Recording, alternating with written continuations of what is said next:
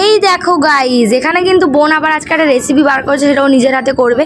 তো ফার্স্টে ডিমগুলোকে সেদ্ধ করে সেগুলোকে ভেজে নিয়েছে, আর তারপর এখানে আস্তে আস্তে কী সব বাটা দিয়ে দিয়েছে, লঙ্কা বাটা, পেঁয়াজ বাটা, জানি না ঠিক আরও কী সব বাটা ছিল, কাজু বাটা, চারমগজ বাটা, পোস্ত বাটা, তারপর সেই বাটি ধোয়া জলটা ওতে দিয়ে দিয়েছে। তারপর একটু টক দই দিতে হবে, তারপরে একটু নেড়ে নিয়ে এটাকে মিক্সড করে নিতে হবে।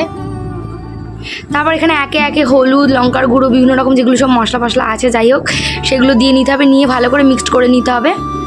তবে এটাকে ভালোভাবে নেড়ে মিক্স করে নিতে হবে, যাতে মশলাগুলোর সাথে ভালো মিশে যায়, না হলে কাঁচা মশলার গন্ধ থাকবে। তারপর একটু জল দিয়ে দিয়েছিলাম, তারপর আরেকটু টক দই দিয়ে নেড়ে নিয়ে একে একে ডিম ভাজাগুলো এর মধ্যে দিয়ে দিতে হবে। তারপরে আরেকটা সেদ্ধ ডিম যেটা ছিল সেইটা ওর উপর গ্রেট করে দিয়ে দেবো, যাতে ফ্লেভারটা ভালো আসে।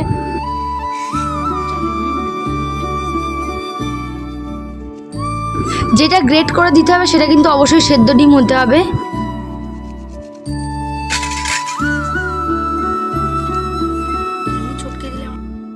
যেহেতু আমরা এটা ভাপা করছি, তার কারণে সব থেকে মেন ফ্লেভার দেওয়ার জন্য আমরা ওপরে একটু কাঁচা লঙ্কা আর কাঁচা সর্ষের তেল দিয়ে ছড়িয়ে দিতে হবে।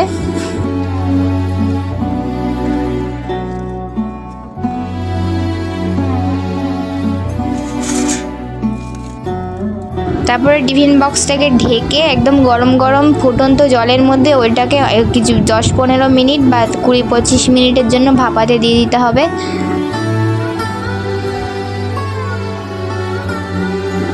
তারপর টাইম হয়ে গেলে ওটাকে জল থেকে তুলে নিয়ে ঢাকনাটা খুলে নিতে হবে। তারপর দেখা যাবে গরম গরম ডিম ভাপা, সার্ভ করো প্লেটে। ও যা ধোঁয়া বেরোচ্ছিল, ব্যাপারটা সেই কি বলবো।